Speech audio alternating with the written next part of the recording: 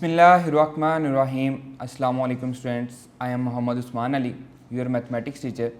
Student, जैसा कि previous lecture में हमने चैप्टर नंबर 1 को स्टार्ट किया था और इसमें हमने रियल नंबर, उसकी प्रॉपर्टीज़, इसके अलावा हमने कॉम्प्लेक्स नंबर को स्टार्ट किया था और हम पावर्स ऑफ एयोटा तक इसको कंप्लीट कर सके थे। आज हम इससे आगे स्टार्ट कर रहे हैं और आज के लेक्चर को पढ़ाने से पहले मैं ये अज्यूम कर रहा हूँ कि आप इस चैप्टर को गो थ्रू कर चुके हैं। जैसा कि मैंने आपको प्रीवियस लेक्चर में इंस्ट्रक्शन भी दी थी कि आपने इसको एक दफ़ा देखना है, लाजमी जो इम्पोर्टेंट चीज़ें हैं उनको नोट डाउन करना है।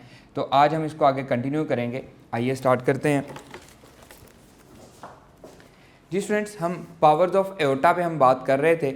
उसमें हमारे पास हमने एक जनरल रिजल्ट अज्यूम किया था कि एयोटा पावर 4n इक्वल होगा 1 के, और उससे हमने एयोटा की पावर्स को सॉल्व भी किया था। आज मैं आपको नेक्स्ट रिजल्ट पढ़ा रहा हूँ। Iota power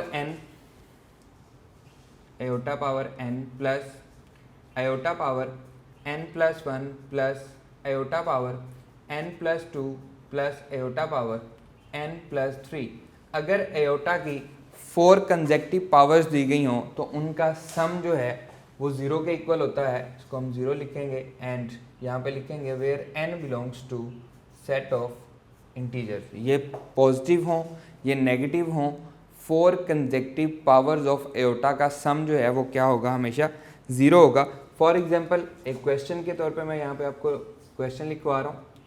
aorta power 11 plus iota power 12 plus iota power 13 plus iota power 14 equals to what. Alpha option है 1, बीटा ऑप्शन है आयोटा, चार्ली ऑप्शन है 0 एंड डेल्टा ऑप्शन है माइनस एयोटा।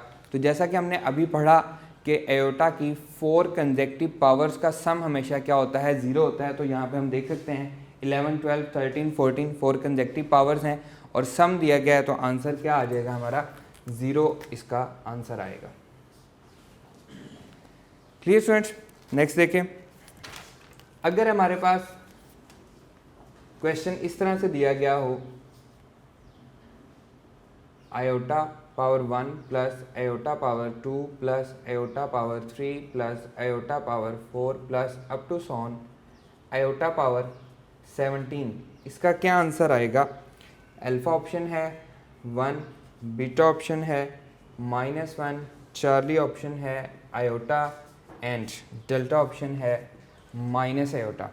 अब हम इस तरह के क्वेश्चन को कैसे सॉल्व करेंगे, हैं तो ये भी कंसेक्टिव पावर्स ऑफ एयोटा, लेकिन हमने जो रिजल्ट पढ़ा है वो कितने पे है, 4 कंसेक्टिव पावर्स पे है। यहाँ पे देखें ये कहाँ तक जा रहा है, ये 17 तक जा रहा है। तो हम 4 को मिलाते जाएंगे और उनको 0 करते जाएंगे। जैसा कि पावर 1 2 3 4 0 हो गया, 5 6 7 8 0 हो गया, 9 10 11 12 0 हो चुका है, 13 14 15 16 0 हो गया। तो बचा क्या, एयोटा पावर 17, सिर्फ एक बच गया, बाकी सारे के सारे क्या हो गए 0, क्योंकि 0 को ऐड करेंगे तो आंसर 0 ही आएगा। तो इसको हम अपनी आसानी के लिए क्या करते हैं, अगर मैं पावर 1 को छोड़ दूं तो आगे वाली 16 है, 2 से 17 तक कितनी है 16 है, हम उनको 0 कर देते हैं, सिर्फ पहले वाला छोड़ देते हैं। बजाय इसके कि हम एयोटा पावर 17 को सॉल्व करें, हमारे लिए ईजी हो जाएगा कि 16 टर्म्स जो हैं वो 0 हो गई, क्योंकि वो 4 का मल्टीपल है। बच गई कौन सी, फर्स्ट वाली आयोटा, इसका आंसर आ जाएगा। तो इसका राइट आंसर क्या है जी, iota.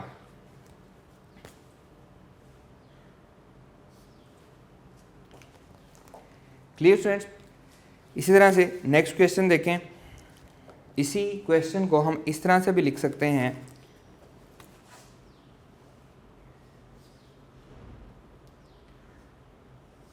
summation t varies from 1 to 178 iota power t equals to what। Alpha option है 1, बीटा ऑप्शन है -1, चार्ली ऑप्शन है आयोटा -1 एंड डेल्टा ऑप्शन है माइनस आयोटा +1। जी स्टूडेंट्स, ये सेम टू सेम, ये प्लस में था उसको लिखा हुआ था, यहाँ पे हम समेशन पढ़ चुके हैं, एफएससी हम पढ़ के आए हैं, हमें पता है समेशन का मतलब क्या होता है।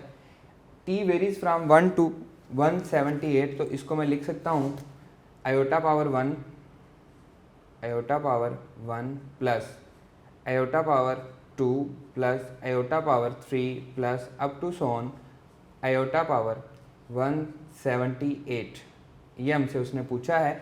अब यहाँ पे थोड़ी टर्म्स ही हमने उनको इजीली चेक कर लिया था कि कहाँ तक हमारा वो सम जो है वो ज़ीरो हो रहा है। अब यहाँ पे हम 178 को कैसे चेक करेंगे, हम इसको 4 पे डिवाइड करेंगे। 178 को जैसा कि हमने प्रीवियस लेक्चर में पढ़ा था आयोटा की पावर को सॉल्व करने के लिए, तो हम 178 को 4 पे डिवाइड करेंगे।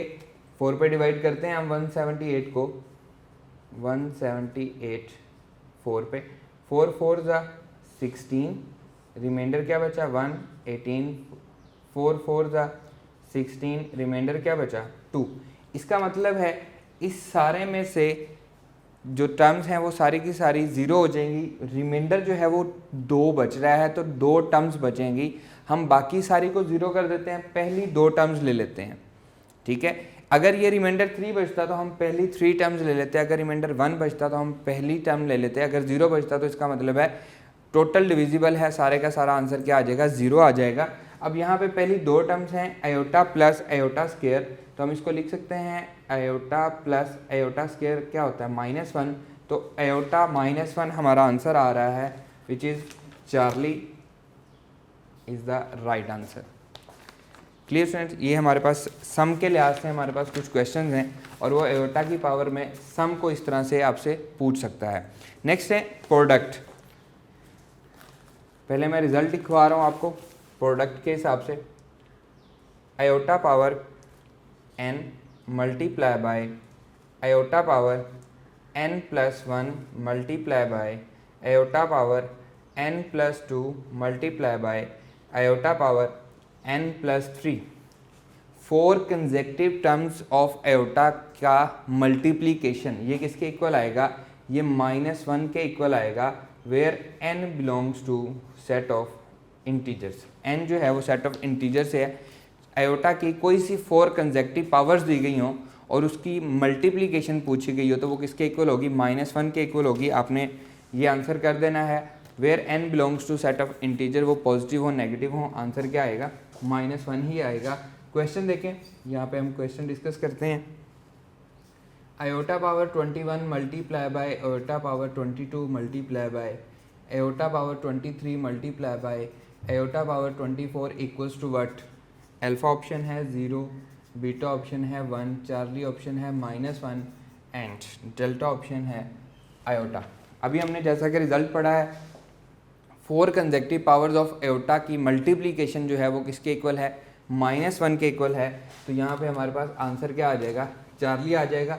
ये पॉजिटिव हों नेगेटिव हों पावर्स, आंसर क्या आएगा -1 ही आएगा, लेकिन शर्त ये है कि कंसेक्टिव पावर्स होनी चाहिए। इसी तरह से जैसा कि हमने ये क्वेश्चन किया था, यहाँ पे तो सिर्फ 4 थी, यहाँ पे हमने टर्म्स बढ़ा दी थी। अब हमारे पास जो क्वेश्चन है वो भी इसी तरह से है। Iota multiply by iota square multiply by iota cube multiply by iota power 4 multiply by iota power 5 up to so on iota power 16 equals to what. Alpha option है 0, बीटा ऑप्शन है 1, चार्ली ऑप्शन है minus iota and delta option है -1। इस question को बहुत एहतियात के साथ आपने सॉल्व करना है। इसमें एहतियात इसलिए करनी है ताकि आप 4 कंसेक्टिव पावर्स के अलावा आपने ये भी देखना है कि उसमें टोटल टर्म्स कितनी हैं, ये बहुत इंपॉर्टेंट है। अब यहाँ पे देखें 4 कंसेक्टिव पावर्स का प्रोडक्ट क्या आएगा, -1 आएगा। इसी तरह नेक्स्ट वाली का भी -1 आएगा, उससे नेक्स्ट वाली।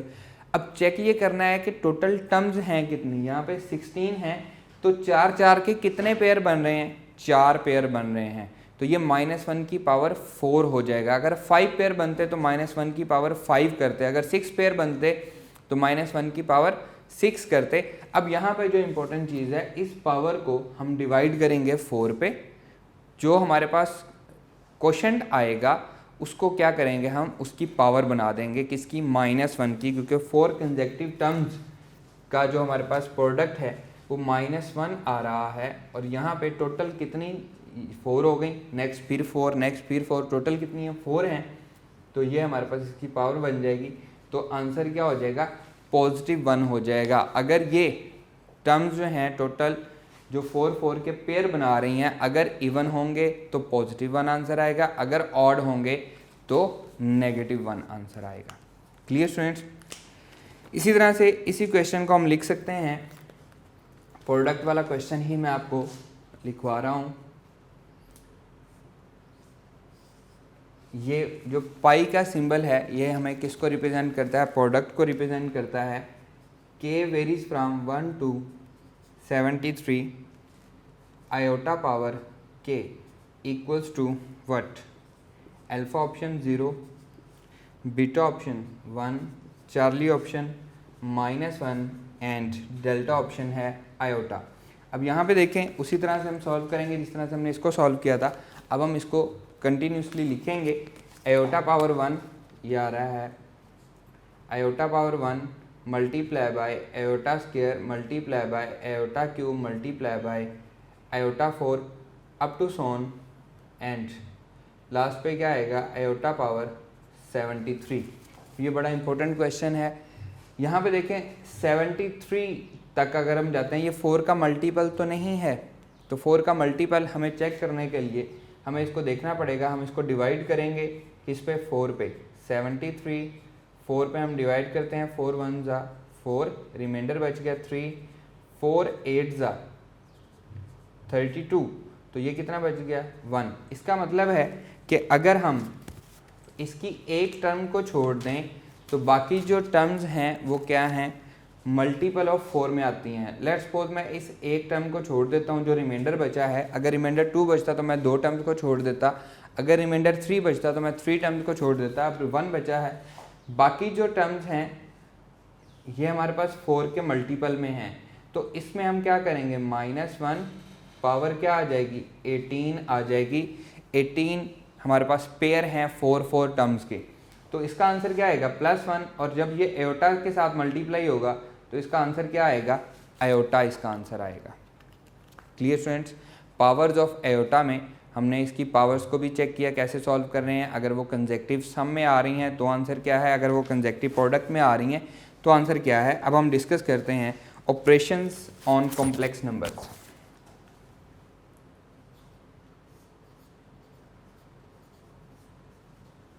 operations on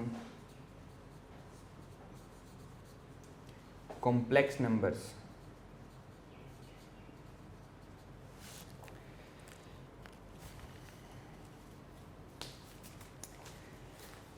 number 1,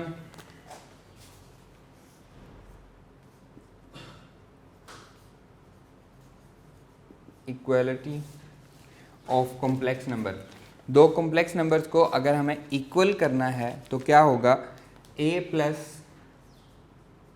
iota b equal होगा c प्लस आयोटा डी के, if and only if a equal हो c के एंड b इक्वल हो d के, तभी ये दोनों कॉम्प्लेक्स नंबर इक्वल हो सकते हैं, अदरवाइज नहीं हो सकते। Number 2, addition.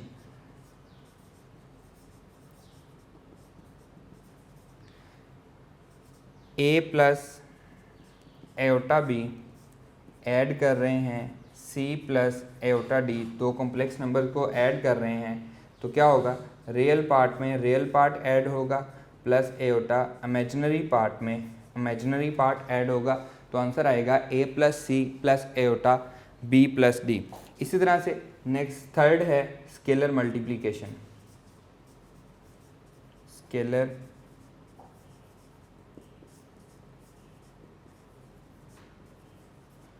मल्टीप्लिकेशन, अगर हम कॉम्प्लेक्स नंबर को किसी भी कांस्टेंट से मल्टीप्लाई करते हैं के a प्लस आयोटा बी, तो ये k जो है ये उसकी दोनों टर्म से रियल पार्ट से भी मल्टीप्लाई होगा के a प्लस आयोटा के बी, और उसके इमेजिनरी पार्ट से भी मल्टीप्लाई होगा। इस तरह से नेक्स्ट है फोर्थ मल्टीप्लिकेशन।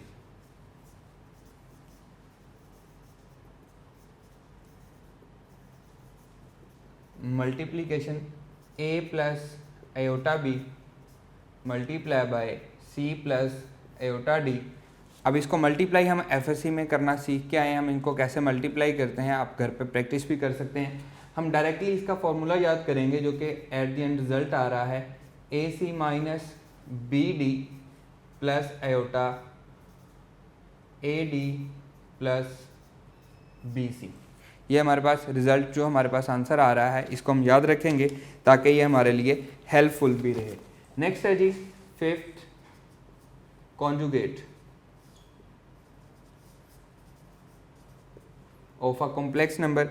अगर हमें कोई भी कॉम्प्लेक्स नंबर दिया गया है a प्लस आयोटा b, तो उसका कॉन्जुगेट को हम z बार से रिप्रेजेंट करते हैं, that is equals to a minus iota b। हम उसके इमेजिनरी पार्ट का साइन चेंज कर देते हैं। सिर्फ किसका साइन चेंज करते हैं? इमेजिनरी पार्ट का साइन चेंज करते हैं। यहाँ पे हम इसको चेक करते हैं। मैं यहाँ पे एक्सिस बना रहा हूँ, रियल एक्सिस, इमेजिनरी एक्सिस। अगर हमें फर्स्ट क्वाड्रेंट में, ये first quadrant, second, third, fourth, यहाँ पे कोई भी कॉम्प्लेक्स नंबर दिया गया है a प्लस आयोटा b, तो उसका conjugate a minus iota b कौन से क्वाड्रेंट में मूव करेगा? वो फोर्थ क्वाड्रेंट में जाएगा। अगर फर्स्ट क्वाड्रेंट में हमें कोई कॉम्प्लेक्स नंबर दिया गया है उसका कंजुगेट फोर्थ क्वाड्रेंट में जाएगा, और अगर हमें फोर्थ क्वाड्रेंट में कोई भी कॉम्प्लेक्स नंबर दिया गया है तो उसका कंजुगेट फर्स्ट क्वाड्रेंट में आएगा। इसी तरह से minus a plus iota b, इसका कंजुगेट कहाँ पे आएगा? थर्ड में, minus a minus iota b। और अगर थर्ड में दिया गया है कोई भी कॉम्प्लेक्स नंबर तो उसका कंजुगेट कहाँ पे जाएगा? वो सेकंड क्वाड्रेंट में जाएगा। Clear students? तो कंजुगेट को याद रखना है। अभी हम कंजुगेट की प्रॉपर्टीज़ भी करते हैं, पहले हम ऑपरेशंस को डिस्कस कर लें। नेक्स्ट है जी 6 modulus. Modulus of a complex number.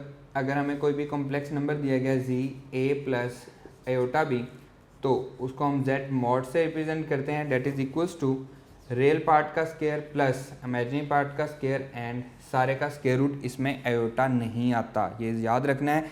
हम मोस्टली ये गलती करते हैं कि हम यहाँ पे आयोटा भी साथ लगाते हैं, जबकि जिससे हमारा क्वेश्चन गलत हो जाता है, इसलिए यहाँ पे आयोटा नहीं लगाना। नेक्स्ट है जी 7th division.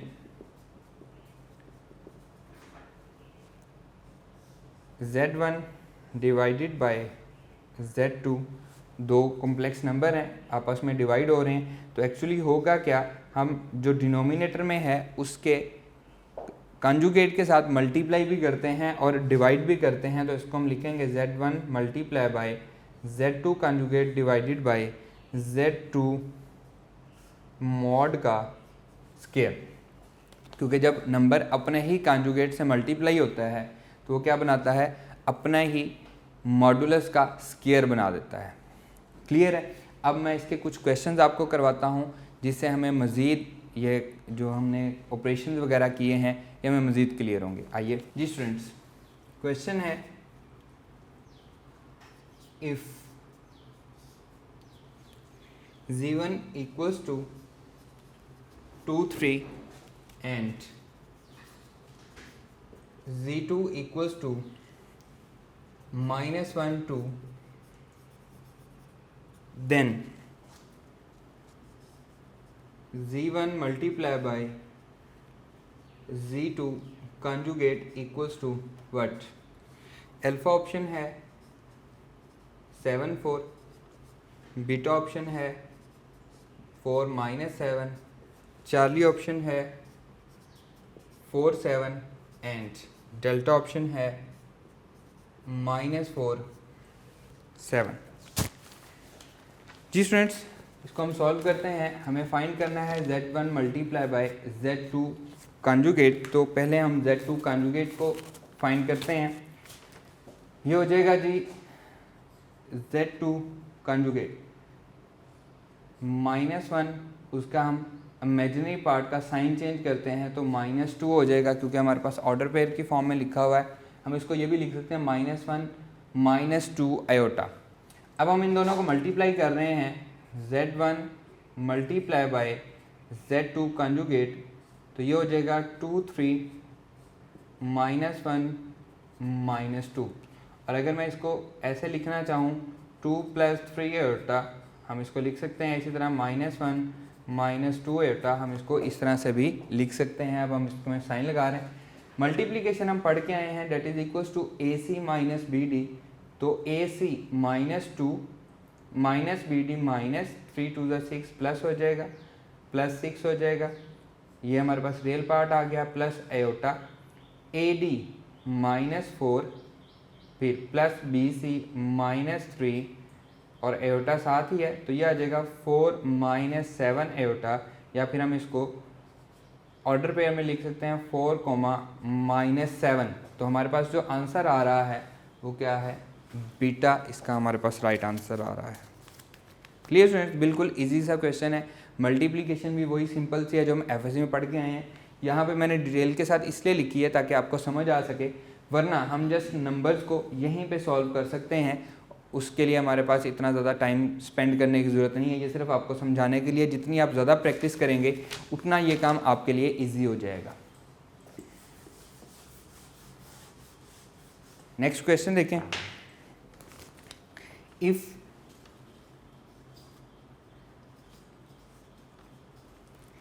k is any positive integer for which 1 plus iota divided by 1 minus iota whole power k is equals to 1, then k is alpha option 2, beta option 4, charlie option 3, delta option है 6।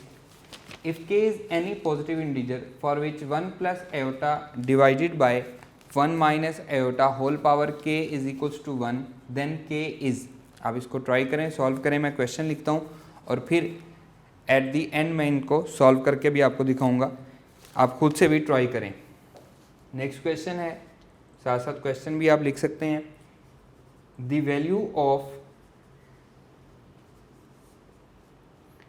1 plus iota divided by square root 2 whole power 8 plus 1 minus iota divided by square root 2 whole power 8 is alpha option 2, beta option 4, charlie option 6 and delta option 8।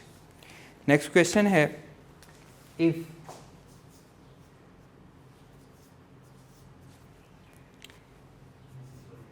z equals to x plus y, then z mod equals to what? Alpha option है x square plus y square whole square root, beta option है x plus y whole square root, Charlie option है x square plus y square and delta option है x plus y. Next question है, -2 square root multiply by -3 square root equals to what? Alpha option 2 into 3 whole square root, beta option -2 -3 whole square root, Charlie option -2 into 3 whole square root and delta option है both A and B। Next question है, if z square root equals to x plus iota y, then z mod equals to what? Alpha option x plus y, beta option x plus y whole square root, Charlie option x square plus y square and delta option है x square plus y square whole square root. आइए अब हम इन questions को solve करते हैं। If k is any positive integer for which 1 plus iota divided by 1 minus iota equals to 1 then k is, इस question को हम बैक सॉल्व करेंगे। फर्ज करें हम इसका स्क्वायर करते हैं। स्क्वायर करने से अल्फा ऑप्शन मैं इसको ट्रू मान लेता हूँ, तो मैं इसका स्क्वायर करता हूँ, ये हो जाएगा 1 प्लस एयोटा का स्क्वायर। अब मैं डायरेक्टली कर रहा हूँ, जबकि आपको प्रैक्टिस करनी है ताकि आप भी इसको इजी से इजी और जल्दी से जल्दी इसको सॉल्व कर सकें। 1 का स्क्वायर प्लस एयोटा का स्क्वायर -1, 1 माइनस 1 0 हो जाएगा, तो ऊपर आएगा 2 एयोटा और डिवाइडेड बाय -2 एयोटा। जब हम इसका स्क्वायर करेंगे 2 से 2 कैंसिल, 2 एयोटा कैंसिल, क्या आंसर 1 आ रहा है? नहीं, जबकि आंसर क्या आ रहा है? -1 आ रहा है, तो अल्फा ऑप्शन इसका आंसर नहीं हो सकता। न्यूमिनेटर का भी स्क्वायर किया, डिनोमिनेटर का भी स्क्वायर किया। जी स्टूडेंट्स, बीटा ऑप्शन को चेक करते हैं। बीटा ऑप्शन में पावर 4 है, तो हम इसको लिख सकते हैं स्क्वायर का स्क्वायर। जैसा कि अभी हमने यहाँ पे स्क्वायर किया है, इसका हम मजीद स्क्वायर करेंगे तो पावर क्या हो जाएगी? 4 हो जाएगी। तो इसका आंसर क्या आ रहा था? -1, उसका स्क्वायर, तो आंसर क्या आ गया? 1। तो हमारा राइट आंसर क्या है? बीटा हमारा राइट आंसर है, 4 इसका आंसर आ जाएगा। नेक्स्ट है the value of 1 plus iota divided by square root 2 power 8, और इसमें भी हमारे पास पावर 8 है, हम इसको स्क्वायर में लिख सकते हैं। इसको हम लिख सकते हैं 1 plus iota divided by square root 2 whole power square and power 4 plus 1 minus iota divided by square root 2 square and power 4। अब स्क्वायर को सॉल्व करेंगे, ये हमारे पास आएगा 2 एयोटा डिवाइडेड बाय, ये हमारे पास आएगा 2 iota divided by 2 and whole power क्या आ रही है? 4 प्लस यहाँ से आएगा -2 iota divided by 2 and whole power क्या आ रही है? 4। That is equals to iota power 4 1 होता है, प्लस यहाँ पे क्या बचेगा? माइनस एयोटा पावर 4, तो वो भी क्या होगा? एयोटा पावर, क्योंकि पावर 4 1 हो जाएगी, तो 1 प्लस 1 आंसर क्या आएगा? 2। So answer is alpha. Clear? Next देखें, if z is equals to x plus y then z mod real part का स्क्वायर प्लस इमेजिनरी पार्ट। यहाँ पे इमेजिनरी पार्ट है ही नहीं, क्योंकि यहाँ पे x plus y real part है प्लस 0 एयोटा इसका इमेजिनरी पार्ट है, तो ये हो जाएगा x plus y whole square plus 0 का स्क्वायर एंड स्क्वायर रूट, ये इसका मॉडुलस हो जाएगा। स्क्वायर से स्क्वायर रूट कैंसिल हो जाएगा, तो आंसर क्या आएगा? डेल्टा इसका आंसर आएगा। क्लियर? नेक्स्ट देखें, -2 square root multiply by -3 square root. अब यहाँ पे देखने में तो अल्फा ऑप्शन, इन दोनों को हम मल्टीप्लाई करेंगे, माइनस माइनस पॉजिटिव हो जाएगा, स्क्वायर रूट हमें ठीक लग रहा है। ये एज इट इज़ हमने इसका सिर्फ स्क्वायर रूट कॉमन लिया, जबकि हम इसको ऐसे सॉल्व नहीं कर सकते। जब भी स्क्वायर रूट के अंदर नेगेटिव आएगा तो पहले हम उसको नेगेटिव को सॉल्व करेंगे, हम उसको एयोटा बनाएंगे, तो ये एक्चुअली बनेगा 2 square root iota multiply by 3 square root iota, iota into iota, iota square, तो 2 मल्टीप्लाई बाय 3। अब हम इनको इकट्ठा कर सकते हैं, एयोटा स्क्वायर आ जाएगा, जो कि क्या होता है? -1। So answer is charlie. Clear? Next देखें, इफ दिस स्क्वायर रूट अब हमें दिया गया है is equals to x plus iota y then z mod equals to what. अब यहाँ पे हम इसको पहले z में कन्वर्ट करते हैं। यहाँ पे z हमारे पास आ जाएगा x plus iota y whole का square, z equals to square open करेंगे x square minus y square, क्योंकि एयोटा स्क्वायर की वजह से माइनस आएगा, प्लस 2xy आयोटा। अब हमारे पास ये किस में है? z हमारे पास आ गया, ये हमारे पास रियल पार्ट है और ये हमारे पास इमेजिनरी पार्ट है। z का मॉड लेते हैं, z modulus equals to real part का square x square minus y square whole square plus imaginary part का स्क्वायर, तो 2xy का स्क्वायर एंड सारे का स्क्वायर रूट। जैसा कि मॉडुलस में मैंने आपको बताया था कि एयोटा नहीं आता। अब हम इसको सॉल्व करते हैं, ये आ जाएगा x power 4 plus y power 4 minus 2x square y square plus 4x square y square and whole square root as it is. Clear? ये नेगेटिव, ये पॉजिटिव, तो बचेगा क्या? ये बचेगा जी x power 4 plus y power 4 plus 2x square y square whole square root that is equals to, square complete हो रहा है किसका? x square plus y square का स्क्वायर कंप्लीट हो रहा है एंड स्क्वायर रूट आपस में कैंसिल हो जाएंगे, तो बचेगा क्या? x square plus y square, और ये हमारा रिक्वायर्ड आंसर भी है। क्लियर? नेक्स्ट देखें, हमारे पास प्रॉपर्टीज़ हैं, प्रॉपर्टीज़ ऑफ कॉन्जुगेट पहले हम डिस्कस करते हैं। प्रॉपर्टीज़ ऑफ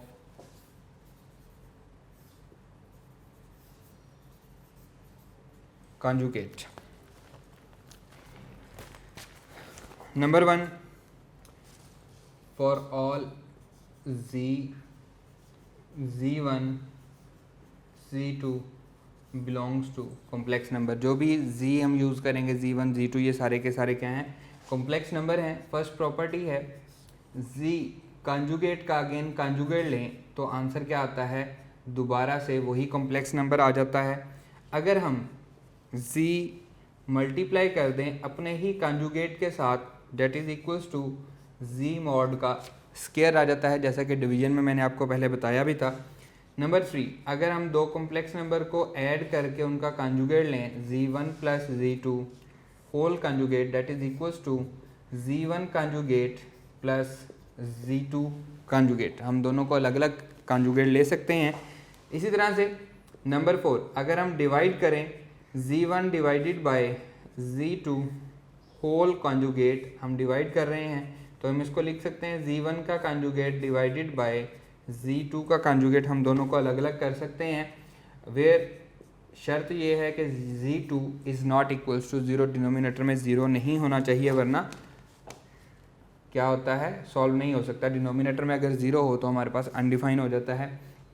एंड नेक्स्ट है z इनवर्स। z का इन्वर्स फाइंड करने के लिए हम क्या करेंगे? इसको याद कर लें, z conjugate divided by z mod का स्क्वायर, डायरेक्टली हम ये फार्मूला लगाएंगे और हमारा इन्वर्स फाइंड हो जाएगा। Where z is not equals to 0, denominator में 0 नहीं आ सकता। क्लियर? नेक्स्ट हम पढ़ते हैं प्रॉपर्टीज़ ऑफ मॉडुलस। आइए जी स्टूडेंट्स, नेक्स्ट है properties of modulus. Properties of modulus. Number 1, z mod equal होगा माइनस z मॉड इक्वल होगा z कॉन्जुगेट के मॉड के, और ये सारे इक्वल होंगे माइनस z कॉन्जुगेट के मॉड के। अगर इनमें से आपसे कुछ भी पूछा जाता है तो आप जस्ट z का मॉड कैलकुलेट कर लें, आपका आंसर आ जाएगा। सेकंड प्रॉपर्टी है z1 divided by z2 whole mod equals to, हम इसको अलग अलग मॉड ले सकते हैं, z1 mod divided by z2 mod, और कंडीशन वही है z2 is not equals to 0, denominator में 0 नहीं आना चाहिए। थर्ड प्रॉपर्टी है z1 multiply by z2 whole mod equal होगा z1 mod multiply by z2 mod के।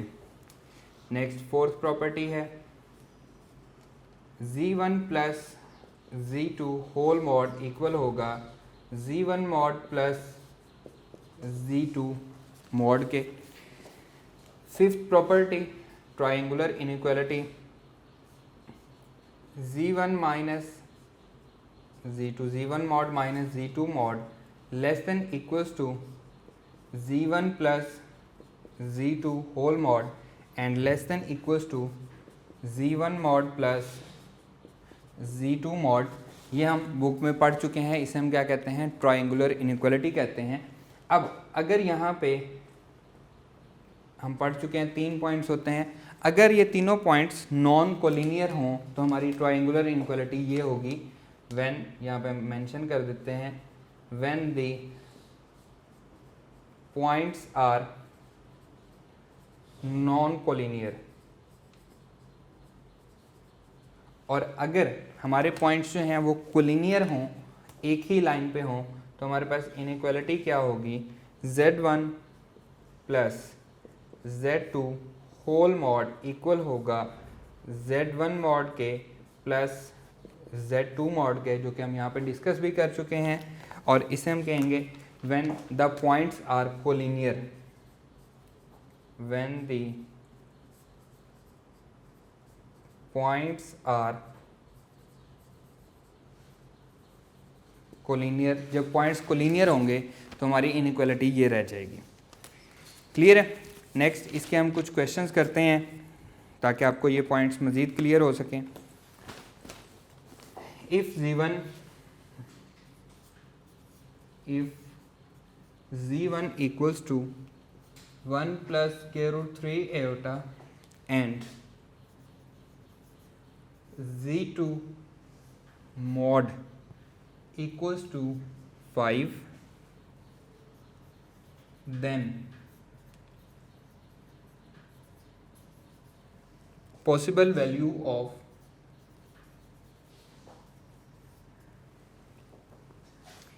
z1 plus z2 whole mod is alpha option 1, beta option 3.75, Charlie option 10 and delta option है 8। आप इसको सोचें, सॉल्व करने की कोशिश करें। मैं क्वेश्चन कंप्लीट करके फिर दोबारा से आपको इसको सॉल्व करवाता हूँ। -2 iota plus 3 divided by 3 plus 2 iota का mod whole power 100 equals to what? Alpha option है 0, बीटा ऑप्शन है 1, चार्ली ऑप्शन है 253 एंड डेल्टा ऑप्शन है नन ऑफ दीज। जी स्टूडेंट्स, फर्स्ट वाला क्वेश्चन देखें, उसने पॉसिबल वैल्यू पूछी है। अब Z1 का मॉड हमें नहीं दिया गया, Z2 का मॉड हमें दिया गया। Z1 का मॉड क्या होगा? 1 + 3 4, 4 का स्क्वायर रूट 2। अब यहाँ पे हम ट्राइंगुलर इनइक्वालिटी को देखें तो क्योंकि दोनों पॉइंट सेम नहीं है यहाँ पे हमारे पास, तो हम क्या कह सकते हैं कि या तो ये आंसर आ सकता है या ये आंसर आ सकता है या इनके दरमियान में कोई ना कोई आंसर आ सकता है। अगर हम मिनिमम पे जाएं, लीस्ट पॉसिबल जो ये वाला है इसको हम क्या कहेंगे? Least possible. और ये हमारे पास होता है मैक्सिमम। तो 5 - 2 3 आंसर आएगा। एंड अगर हम इनको ऐड कर दें 5 + 2 तो ये हमारे पास 7 आंसर आएगा।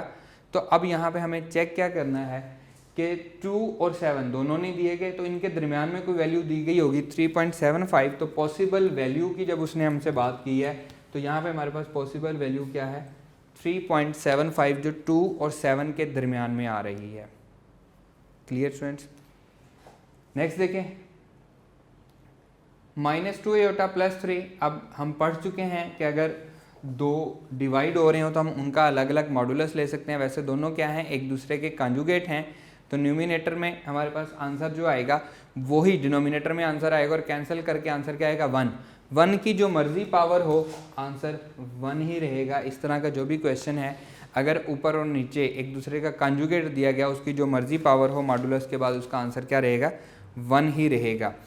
नेक्स्ट हमारे पास हैं जी fundamental operations on complex number. हम पहले भी पढ़ चुके हैं। मैंने आपको प्रीवियस लेक्चर में कहा था कि इन प्रॉपर्टीज़ को याद रखिएगा। रियल नंबर की मैंने आपको प्रॉपर्टीज़ पढ़ाई थी, कुलियर लॉ, एसोसिएटिव लॉ। अब यहाँ पे वही सारी होल्ड करती हैं। कुलियर लॉ, दो कॉम्प्लेक्स नंबर्स को हम ऐड कर सकते हैं, आंसर क्या आएगा? एक कॉम्प्लेक्स नंबर ही आएगा, जैसा कि हमने एडिशन में पढ़ा है। इसी तरह मल्टीप्लिकेशन में दो कॉम्प्लेक्स नंबर को मल्टीप्लाई कर सकते हैं, आंसर क्या आएगा? एक कॉम्प्लेक्स नंबर ही आएगा। हम मल्टीप्लिकेशन में भी उसको चेक कर चुके हैं। अब जो हमारे पास यहाँ पे इंपॉर्टेंट प्रॉपर्टीज़ हैं, मैं वो डिस्कस कर रहा हूँ यहाँ पे एडिशन की और मल्टीप्लिकेशन की। वो है हमारे पास identity property and inverse property.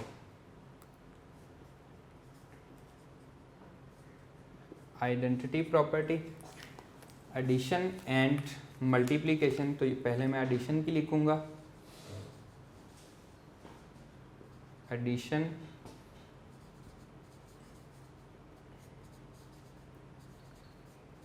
Multiplication. Addition की हमारे पास आइडेंटिटी होती है 0 0 0,0, या फिर हम इसको लिख सकते हैं 0 + 0 आयोटा। इसको आप जिस भी नंबर से ऐड कर दें आंसर वही नंबर आएगा, उसमें कोई चेंज नहीं आएगा। तो कॉम्प्लेक्स नंबर में with respect to addition identity क्या है 0 0, और इसी तरह विद रिस्पेक्ट टू मल्टीप्लिकेशन है 1 0, या फिर हम इसको लिख सकते हैं 1 प्लस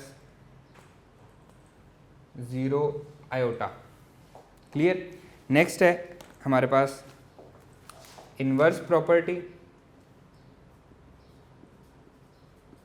इन्वर्स प्रॉपर्टी आप एफएससी में पढ़ के आए हैं, यहाँ पे जस्ट मैं आपको रिकॉल करवा रहा हूँ। ये अगर हमें कोई भी कॉम्प्लेक्स नंबर दिया गया है for all a plus b iota belongs to complex number, तो हम कहेंगे there exist minus a minus b iota belongs to complex number such that a plus b iota plus addition की properties है minus a minus b iota, जब हम इन दोनों को add करेंगे तो आंसर जो आएगा वो क्या आएगा, आइडेंटिटी आएगा 0 प्लस 0 एटा।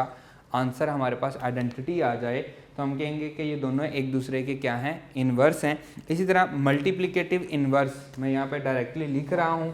हमारे पास कॉम्प्लेक्स नंबर है, उसका जो मल्टीप्लिकेटिव इन्वर्स होगा a over a square plus b square, क्योंकि ऑर्डर पेयर के फॉर्म में दिया गया है बुक पे भी, a square plus b square, and इसको हम ब्रैकेट में ऑर्डर पेयर के फॉर्म में ब्रैकेट में इनक्लोज कर देंगे।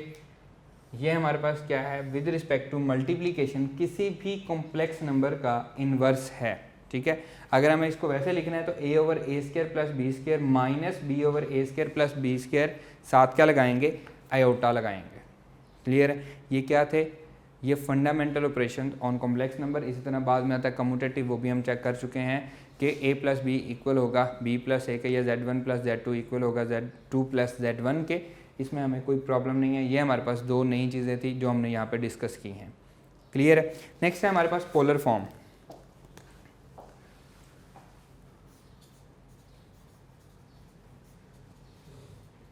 Polar form of a complex number. अगर हमें कोई भी कॉम्प्लेक्स नंबर दिया गया है तो हम उसको पोलर फॉर्म में एक्सप्रेस कर सकते हैं। उसके पोलर कोऑर्डिनेट्स क्या होते हैं, r और थीटा उसके पोलर कोऑर्डिनेट्स होते हैं। फर्ज कर लेते हैं कि हमें एक कॉम्प्लेक्स नंबर दिया गया है z is equals to x plus iota y. अब हम इसको कैसे करते हैं, ये आप एफएससी में पढ़ चुके हैं। इसका जो पोलर फॉर्म होगी वो क्या होगी, z equals to r cos theta plus iota r sin theta, where r is equals to x square plus y square सारे का स्क्वायर रूट। ऐसे ये नॉर्म है, ये हमारे पास इसकी हम इसको लिखेंगे x square plus y square सारे का स्क्वायर रूट, मॉडुलस भी हम इसको कहते हैं। And theta is equals to tan inverse y over x, और इसको हम क्या कहते हैं, argument of z। Argument of z, theta को हम क्या कहते हैं, आर्गूमेंट ऑफ z कहते हैं। और यहाँ पे थीटा की जो हमारे पास डोमेन है वो माइनस पाई टू पाई होती है, थीटा माइनस पाई टू पाई, जबकि नेगेटिव पाई इसमें शामिल नहीं होता, पॉजिटिव पाई इसमें शामिल होता है। जब भी हमें थीटा फाइंड करने का कहा जाएगा तो हम सबसे पहले ये चेक करेंगे कि हमारा जो कॉम्प्लेक्स नंबर है जो हमारा हमें गिवन दिया गया है वो कौन से क्वाड्रेंट में है। ये मोस्ट इंपॉर्टेंट चीज़ है आर्गूमेंट के हवाले से। मैं यहाँ पे एक कॉम्प्लेक्स प्लेन बना रहा हूँ। ये हमारे पास first quadrant, second, third, fourth quadrant. अब अगर हमारा कॉम्प्लेक्स नंबर फर्स्ट क्वाड्रेंट में है तो आंसर आएगा theta equals to tan inverse y over x। यहाँ पे मैं मॉड इसलिए लगा रहा हूँ कि पॉजिटिव, हमने y को भी पॉजिटिव रखना है, x को भी पॉजिटिव रखना है। अगर हमारा कोई भी कॉम्प्लेक्स नंबर जो है वो सेकंड क्वाड्रेंट में दिया गया है तो इसका आंसर आएगा theta equals to pi minus tan inverse y over x। अगर कॉम्प्लेक्स नंबर थर्ड क्वाड्रेंट में है तो आंसर आएगा tan inverse y over x mod minus pi, और अगर फोर्थ क्वाड्रेंट में है तो minus tan inverse y over x mod. Clear है। ये हमने चेक करना है कि हमारा कॉम्प्लेक्स नंबर कौन से क्वाड्रेंट में है। फर्ज करें मैं एक कॉम्प्लेक्स नंबर फर्ज कर लेता हूँ 1 प्लस स्क्वायर रूट 3 एटा। मैं उसको सपोज कर लेता हूँ कॉम्प्लेक्स नंबर है z 1 plus square root 3 iota, ये हमारे पास फर्स्ट क्वाड्रेंट में, सेकंड क्वाड्रेंट में होगा -1 plus square root 3 iota, and third quadrant में होगा -1 minus square root 3 iota, and fourth quadrant में होगा 1 माइनस स्क्वायर रूट 3 एयोटा। ये मैंने इसीलिए लिखा है ताकि आपको क्लियर हो सके कि ये एक्चुअली क्या चीज़ है। फर्स्ट क्वाड्रेंट में है, हमें थीटा फाइंड करना है, तो हम जानते हैं कि theta is equals to tan inverse square root 3 divided by 1, positive लिखना है, तो ये हमारे पास आ जाएगा जी 60 डिग्री है, या फिर हम इसको कह सकते हैं π/3। अब ये सेकंड क्वाड्रेंट में है, कॉम्प्लेक्स नंबर हमारा सेकंड क्वाड्रेंट में है, तो हम लिखेंगे theta equals to pi minus tan inverse square root 3 divided by 1, तो पाई माइनस π/3, तो ये आ जाएगा 2π/3 हमारा आंसर आएगा, क्योंकि हमारा जो कॉम्प्लेक्स नंबर है वो कहाँ पे है, सेकंड क्वाड्रेंट में है। ये हमारे पास थर्ड क्वाड्रेंट में है, तो अब मैं डायरेक्टली लिख रहा हूँ π/3, इसका आंसर आएगा -π हो जाएगा, तो आंसर आएगा -2π/3 थर्ड क्वाड्रेंट में, क्योंकि हमारा कॉम्प्लेक्स नंबर थर्ड क्वाड्रेंट में था। अब मार लगाने का मकसद क्या है कि y भी पॉजिटिव पुट होगा और x भी पॉजिटिव पुट करेंगे। इसी तरह फोर्थ क्वाड्रेंट में है, तो आंसर आएगा -π/3, क्योंकि फोर्थ क्वाड्रेंट में हमारे पास क्या आता है, -tan इनवर्स y/x आता है, तो ये हम इसको क्योंकि फाइंड कर चुके थे, इसलिए हमने इसको क्या लिखा, -π/3 लिखा है। क्लियर है। अब हम प्रॉपर्टीज़ करते हैं आर्गूमेंट की। अभी ये आर्गूमेंट चल रहा है, तो मैं फर्स्ट वाले 2 मिटा रहा हूँ, ये एज इट इज़ रहेगा ताकि आपको याद रहे और हम इसको आगे कंटिन्यू करते चले जाएं। Number 1, argument of z1 multiply by z2। अगर दो कॉम्प्लेक्स नंबर है मल्टीप्लाई हो रहे हैं, उनका आपसे आर्गूमेंट पूछा गया है, ये इक्वल होता है argument of z1 multiply bye argument of z2। आप दोनों का अलग अलग आर्गूमेंट लें और उसको मल्टीप्लाई कर ऐड कर दें, मल्टीप्लाई नहीं होगा, ऐड होगा, इन दोनों को आप ऐड कर दें तो हमारा क्या आ जाएगा, उन दोनों के मल्टीप्लिकेशन का आर्गूमेंट आ जाएगा। Number 2, argument of z1 divided by z2 equals to argument of z1 minus argument of z2। अगर डिवाइड हो रहे हो तो क्या हो जाएंगे, माइनस हो जाएंगे। Number 3, argument of z conjugate that is equals to minus argument of z। Clear. Fourth है argument of z multiply by z conjugate, ये हमेशा क्या होगा, 0 होगा। z multiply by z conjugate का आर्गूमेंट हमेशा क्या होगा, 0 हो जाएगा। Number 5, argument of z divided by z conjugate that is equals to 2 argument of z। अगर वो अपने ही कंजुगेट से डिवाइड हो रहा हो तो आंसर आएगा 2 आर्गूमेंट ऑफ z। क्वेश्चन देखें, the argument of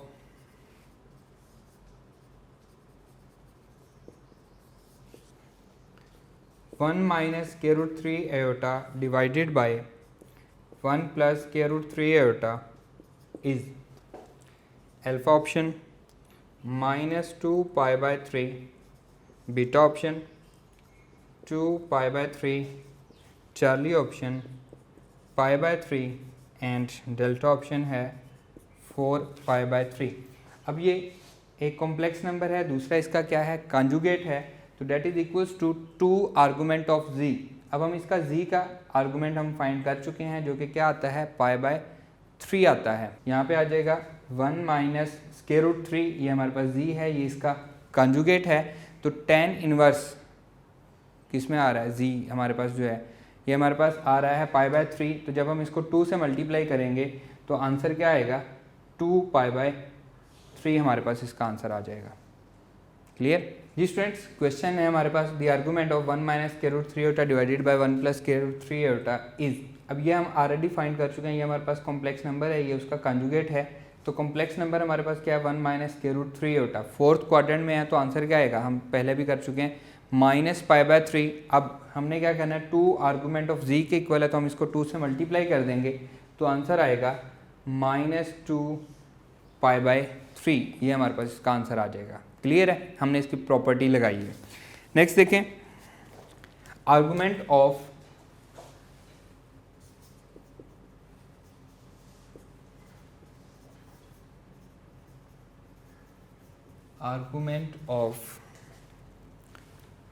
-1/2 iota plus √3 divided by 2 is alpha option -π/3, beta option π/3, Charlie option π/6 and delta option -π/6। Next है पोलर फॉर्म ऑफ, इसको सॉल्व करें, polar form of z equals to 1 plus iota is alpha option √2।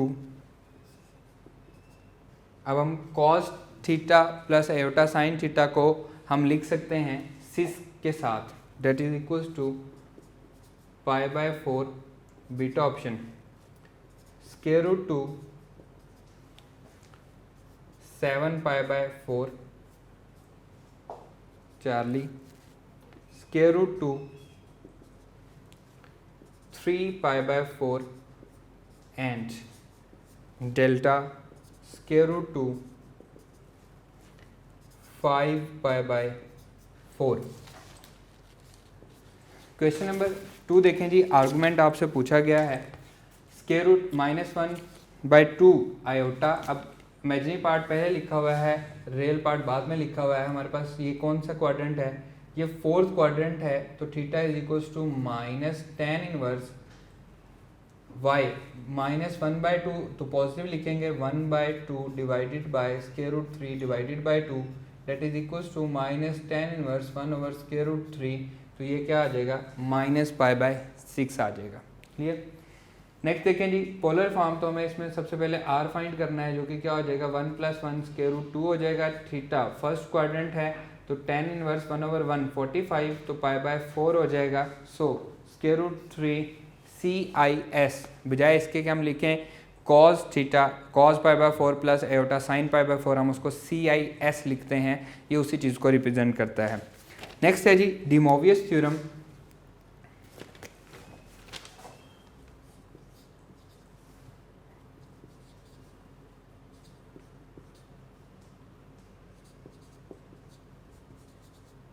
हमारा इस chapter का last topic है।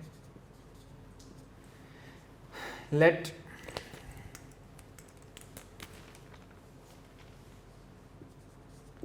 z equals to x plus iota y। इसको हम polar form में कैसे लिखेंगे, r cos theta plus iota r sin theta. हमें अब z की कोई पावर दी गई हो, z power n, that is equals to r cos theta plus iota r sin theta whole power n। तो that is equals to r power n, दोनों में common ले रहा हूँ, और पावर जो है वो क्या होगी, एंगल से मल्टीप्लाई हो जाएगी। cos n theta plus iota sin n theta. ये क्या कहलाता है, डी मोवियस थ्योरम कहलाता है कि पावर जो है वो एंगल से मल्टीप्लाई हो जाएगी। फॉर एग्जांपल क्वेश्चन देखें, बहुत इजी क्वेश्चन है। cos 30 degree plus iota sin 30 degree whole power 3 equals to what, alpha option 1, beta option iota, charlie option 0 and delta option 9। अब ये मल्टीप्लाई होगी तो ये आंसर आएगा cos 90 डिग्री, और हम जानते हैं कि वो क्या होता है, 0 होता है। cos 90 degree plus iota sin 90 degree. According to de Moivre's theorem power जो है वो एंगल से मल्टीप्लाई होगी। तो यहाँ पे क्या बचेगा, 0 और यहाँ पे 1 आएगा, तो आंसर क्या आ जाएगा, आयोटा हमारा आंसर आ जाएगा। क्लियर। नेक्स्ट देखें, कार्टेशियन फॉर्म, क्वेश्चन लिखवा रहा हूँ,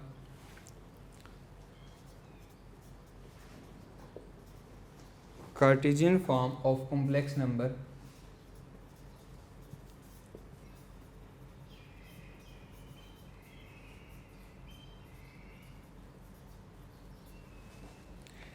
whose norm, मतलब R आपको दिया गया है, whose norm is 4 and